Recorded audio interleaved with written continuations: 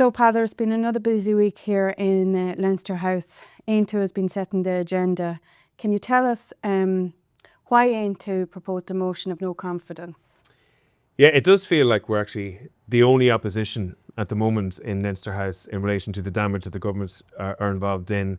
The context of our decision to hold a motion of no confidence was that during the summer we had the shocking death of Harvey Showert, a 9-year-old boy who was waiting for years for surgery on the scoliosis waiting list. He didn't receive it in time and he suffered shocking pain in that period of time, numerous infections, pneumonia, etc. And sadly, he lost his life during the summer. His family, incredibly in that grief, decided to hold a campaign to seek justice for Harvey, to make sure that the system was changing, that families would receive the treatments that they need, and that the minister and the Taoiseach would resign. The reason why they wanted the Taoiseach to resign was because Simon Harris in 2017 said that no child would have to wait more than 4 months for an operation. That never materialised, that promise, and indeed there are dozens, nearly 100 children waiting longer than 4 months at the moment for an operation. Worse than that, CHI has been in a massive scandal.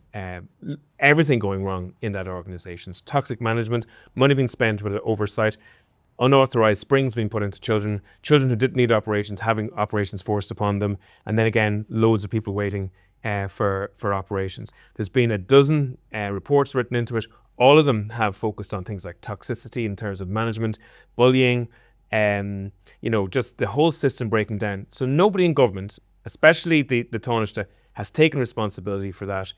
And then there's a myriad of other issues. So like the Children's Hospital, 2.24 billion euros, for example, and it's still not open. So that's the reason why we decided to bring a motion forward. And why this week in particular? Now, you've been accused and we've been accused of bringing this at this particular time to try and maybe scupper a presidential election or to do damage to a candidate.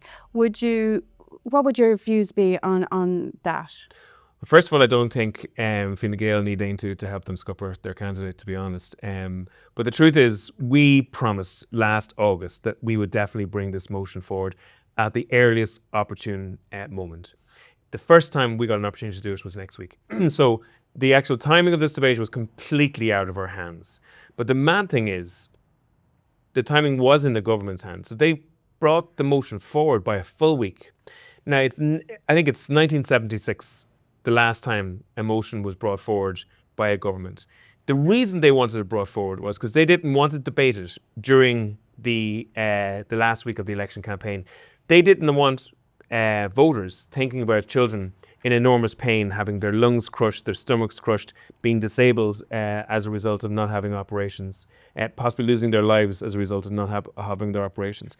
So they actually, for political reasons, took it out of next week and put it into this week for debate, which incredibly they were blaming us for the timing of this. And I've been accused in the Shannon this week of wasting time, that this, to allow them to get to the business of running the country and this kind of thing is, not looked at kindly, and we're being accused of wasting the government's time. I know, it's incredible nonsense when you think about it, right? Because first of all, Aontú gets a private member's time, it's 3 hours of debate, probably about 4 times a year, and we can choose whatever we want to debate about it. That's happening next week. The actual debate that happened yesterday was the government basically shoehorning in their debate into what was already an agreed schedule. So yesterday's debate was government time. So the government actually are guilty of what they accused us of wasting time. Yeah, and some say that, it was stroke politics or was, attention seeking on your behalf to get a few headlines. What do you say about that? Or could it have been one? Well, first of all, I will say this. Obviously, the government have a majority. So practically everything that the opposition do, we lose. So, we don't have the votes to win any vote. We just don't have the numbers to win any vote. Now, that doesn't mean that the opposition does nothing for 5 years because they can't win a particular vote. And what we've learned as a campaigning party is that we need to pull every lever possible in here to put as much pressure on the government to force them to do the work that's necessary to be done. And in fairness, I think we've done a good job of that. We've put enormous pressure on the government. And by holding a vote of no confidence, it actually brings down the media focus in relation to the government. And oftentimes, believe it or not, the government only really react to something when it's a crisis in the media. And it's a sad thing, but it is a fact.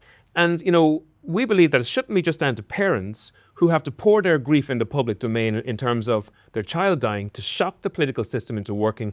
We have a responsibility to pull every lever and to make that happen. And now that we are talking about the actual thing that's at the centre of this, the scoliosis patients, what's next for them? So the government, because of the pressure they've come under, have done two things. First of all, they've decided that CHI is going to be folded, closed, if you like, and put into the HSC.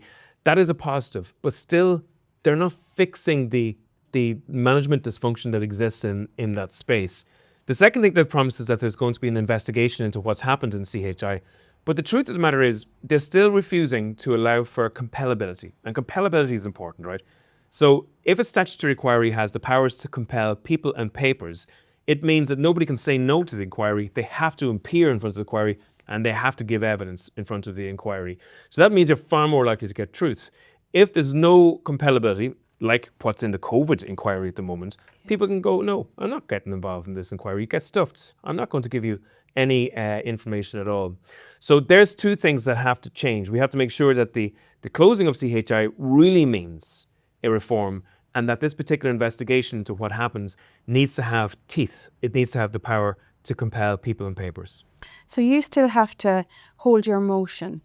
Will you hold the government to account? Will you have a motion of confidence, of no confidence in the government?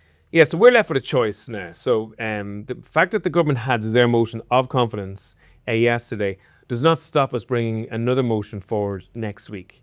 Now, what I will say, we have to be careful about this, because if you bring a motion of no confidence against a government, you're then prohibited from doing it for another 6 months.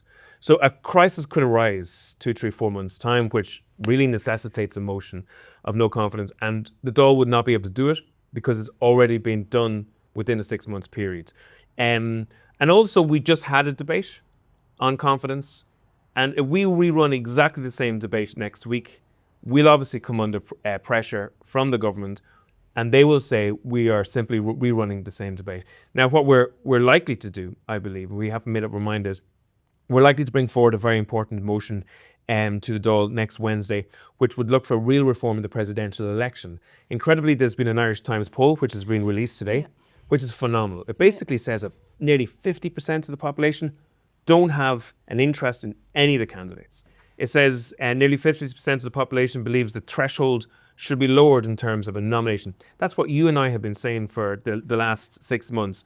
And a majority of those people who have decided believe that Maria Steen should be on the ballot paper. Now, I think that is an enormous indictment against the government and that small number of independent senators and TDs who refuse to facilitate her nomination onto that ballot. And on the basis of anybody's thinking, this particular presidential election is an absolute mess. It's a farce. It's an incredible situation that so many people are completely detached from it, are locked out of it, and that the government's got away with it. And it's funny that it's not dissipating. It's actually building. You're right. It is incredible. I remember the first week after our gargantuan efforts to try and get Maria on, I felt that it would start to dissipate. But actually, we canvassed, for our own campaigns on the doors, and people still are coming to us saying they're furious. So if we had 2 more Aontú TDs at that particular nomination process, Maria will be nominated. And that's, if we want to hold the government to account on the likes of scoliosis, on the likes of the disaster of the National Children's Hospital, and on the likes of really what is a fiasco of a electoral system, people need to get active. There's no point in people tapping away at the keyboards and giving out. There's no point in people, giving off about the government to their friends. People need to sign up membership to Aontú. Remember, it's a very, very clear formula. Membership plus activism equals elected reps, and elected reps equals change.